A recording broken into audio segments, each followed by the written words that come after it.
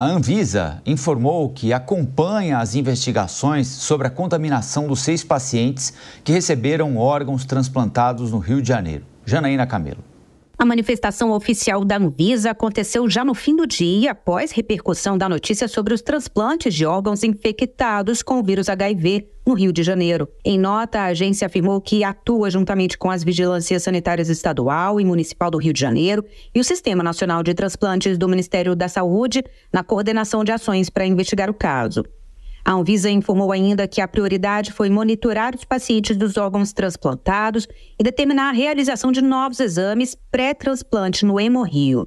E que, como medida preventiva, o Laboratório de Patologia Clínica Dr. Saleme foi interditado até a conclusão das investigações. A nota diz também que todos os requisitos técnicos correlacionados devem ser rigorosamente cumpridos em cada fase do transplante, visando a saúde dos pacientes e ao bem-estar coletivo, que o caso em questão é uma ocorrência grave e que no exercício de suas atribuições continuará acompanhando e atuando tempestivamente no que for necessário. O Laboratório de Patologia Clínica Dr. Saleme tem como sócios Matheus Salles Teixeira Vieira e Walter Vieira, ambos parentes do deputado federal Dr. Luizinho, do PP do Rio de Janeiro, que foi secretário de Saúde do Rio entre janeiro e setembro do ano passado.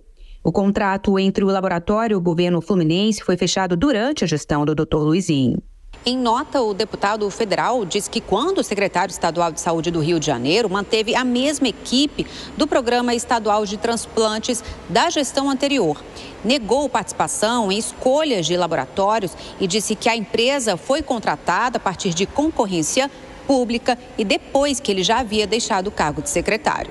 No entanto, o portal da Transparência mostra que o laboratório Saleme recebeu recursos do governo do Rio de Janeiro desde janeiro de 2023. O governador do Rio de Janeiro, Cláudio Castro, se manifestou sobre o caso.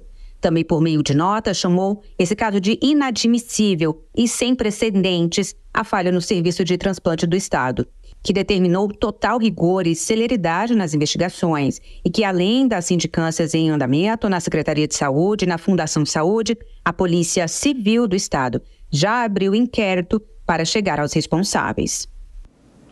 O Ministério da Saúde divulgou que vai rever a portaria sobre transplantes depois desse caso da infecção por HIV no Rio de Janeiro em 6 pacientes.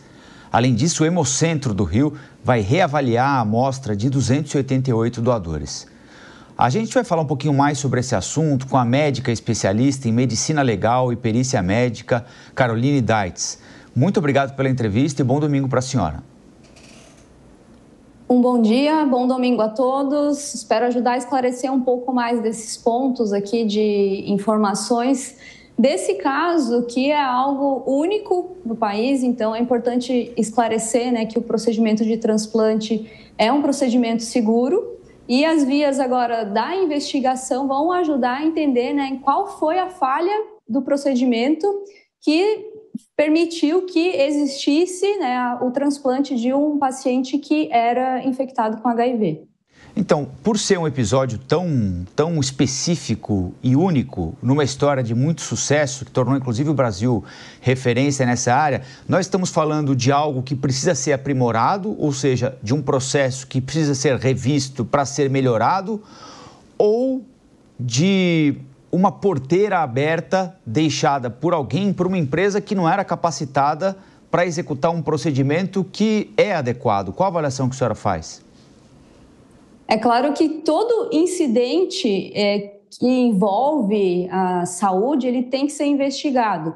E tudo o que sai fora, né, da rota de um procedimento comum precisa também trazer um aprendizado e uma mudança de comportamento para que não aconteça mais. Então, não é porque é a primeira vez que aconteceu e que é um evento isolado que não vai ser investigado com seriedade. Então, precisa se entender qual foi a falha que aconteceu, que pode ser desde algo até mais simples, de um erro de digitação no sistema, ou até mesmo algo um pouco mais grave em troca de amostras, ou algum kit de teste que podia estar com algum erro no funcionamento. Então, são muitas variáveis que precisam ser consideradas, né? E aqui a gente fala de um tópico muito importante, que é a segurança do paciente, né, que deve ser o pilar principal em todos os processos e procedimentos que acontecem na área da saúde. Doutora, muito bom dia para a senhora também. Queria que você explicasse um pouco essa questão do rito mesmo antes do transplante, né? Existe a seleção desses doadores, ou seja, a realização de uma série de exames laboratoriais para garantir que esse doador esteja em condições para fazer esse transplante, né? Para que o receptor também consiga receber esse órgão de maneira saudável. Queria que a senhora explicasse como funciona esse rito. Existem muitos exames que passam, né, desde a avaliação da compatibilidade desse órgão até realmente uma grande triagem de doenças infecto-contagiosas. Então, é um procedimento bastante rigoroso, né, e, inclusive, para doenças como o HIV, existem triagens que têm testes com uma grande sensibilidade e especificidade para evitar que isso aconteça. E quando, né, nas notícias, eu tenho as mesmas informações que vocês das notícias, e estou aqui comentando sem conflito de interesse nenhum, quando nós observamos ali na notícia que houve um outro teste, né, com aquela amostra que havia sido preservada em um outro laboratório, aí isso acende o alerta, né, e a investigação, então, coloca a luz sobre o laboratório que fez o primeiro teste. E aí sim, né, demonstra que provavelmente, né, o procedimento ele aconteceu da forma como é o preconizado, mas em algum momento, né, no resultado desse exame específico, teve algum equívoco, que é onde agora precisa ser restaurado, né, olhar para trás e entender o que aconteceu nesse procedimento, verificar anotações, verificar se pode ter tido uma troca de amostras e até alguma outra pessoa ter sido também prejudicada, né? Então, é uma avaliação bastante importante, né? E todo o procedimento para um transplante ele é muito rigoroso. O cuidado que as autoridades, os médicos têm, né, com o procedimento em si, com a preparação do procedimento, com o pós-procedimento, que também é um período de muita sensibilidade, né, do cuidado com a rejeição e todas as repercussões que as pessoas têm. Então, é algo muito delicado aqui que a gente está falando, mas como conversamos, né, é um evento que, felizmente, é um evento isolado, né, e que tem que ser investigado com todas as forças para que se aprenda com esse erro. O Diogo da Luz tem uma pergunta para a senhora também, doutora. Doutora, bom dia, é um prazer falar consigo, embora numa situação um tanto trágica. Desde que nós tivemos notícia desse evento, vejo nossas autoridades dizerem muito que o nosso sistema de transplantes é bom. Mas me parece que não é ele que está em questão. Não houve nenhuma falha no sistema de transplantes, e sim num procedimento simplório, ordinário, que é testagem de uma pessoa para ver se ela é apta. Essa testagem podia ser para doação de sangue, podia ser para doação de esperma ou óvulo, para fertilização in vitro e uma série de outras atividades. Então, me parece que faltam, aí sim, protocolos mais rígidos que impeçam a contratação de empresas tão pequenas que muito provavelmente não mostraram qualificação suficiente, como seria um Hemocentro e esses grandes laboratórios que nós temos no Brasil. Não é aí que está o problema? Aqui nós estamos falando exatamente de um erro de diagnóstico, né? Então, algo que vem de um exame laboratorial que exatamente seria muito importante, né, nessa fase do processo. Então, a gente já consegue isolar exatamente em qual ponto aconteceu, provavelmente, ou até uma troca de amostras anterior, né? Então, assim, é muito ainda precoce, né, colocar a culpa exatamente em alguém, porque as amostras, né, elas são etiquetadas no momento em que a pessoa tira o sangue, depois elas são enviadas para o laboratório, no momento que chega no laboratório, né, então vai ter a análise. Então, são várias fases, e nessas fases nós temos humanos, né, e humanos erram. E pode ter acontecido até mesmo em algum momento antes, né, da entrada do laboratório, de já ter chegado uma amostra com algum erro. O que nos chama atenção é que essa amostra ela havia sido preservada, né, e ela foi testada novamente. Então, nesse teste foi verificada a presença do vírus. Então, o laboratório, né, fez um resultado, né, que era negativo, mas na realidade ele tinha a presença do vírus. E aí, aqui é importante a gente verificar também que às vezes um erro de digitação no próprio sistema, né, de um resultado do exame também pode acontecer, uma falha humana.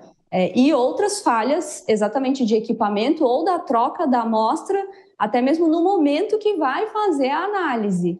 Então, na área da saúde, né, todo o procedimento, se nós pararmos para pensar, eles todos são muito complexos, porque são várias pequenas ações e que podem ter repercussões graves, né? Então, por isso exige profissionais treinados, né, então capacitados e que saibam exatamente o que estão fazendo, os laboratórios terem o uso dos materiais corretos, né, terem a fiscalização. Então, é realmente muito sério isso, né? É uma doença que, claro, vai ter repercussões diferentes em cada uma das pessoas, né? Aí a perícia vai poder auxiliar, né, na avaliação desses casos também, mas que é um evento com certeza muito grave e que tem que ser considerado como um aprendizado.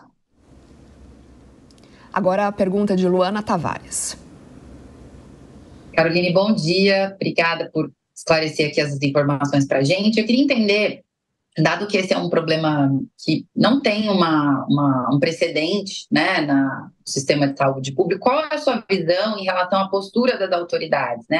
A forma como foi encarada assim que o problema aconteceu, os procedimentos que estão sendo tomados, óbvio que, como você disse, ainda é muito precoce colocar culpas, atribuir ali aonde exatamente foi a falha principal, a falha inicial, mas na sua avaliação, tendo em vista todo o processo após o incidente, após a ocorrência desse fato trágico, como tem sido a postura das autoridades? Positiva, lenta, enfim, como que isso pode ser encarado do ponto de vista de resolução desse problema após?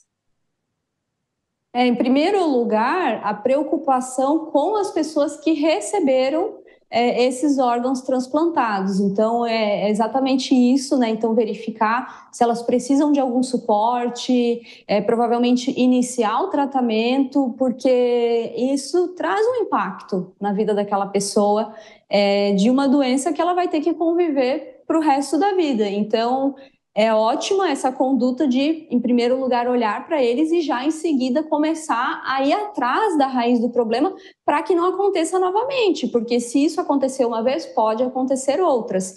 E aqui a gente está falando desses exames no contexto de transplantes, mas erros de diagnósticos em exames laboratoriais, incluindo também, né, doenças infecto-contagiosas, não são tão incomuns, né? O que não era comum é essa ligação num procedimento de transplante, né? De acontecer nesse contexto, tá? Então, isso que é importante ficar claro, porque é exatamente isso. A gente tem humanos no meio, mas agora o importante é também dar o suporte para essas pessoas, né, e começar ao mesmo tempo, né, várias pessoas fazer uma ação coordenada para chegar na raiz desse problema. Conversamos com a médica especialista em medicina legal e perícia médica, Caroline Deitz. Muito obrigado pela entrevista e bom domingo para a senhora. Obrigada, um bom domingo a todos.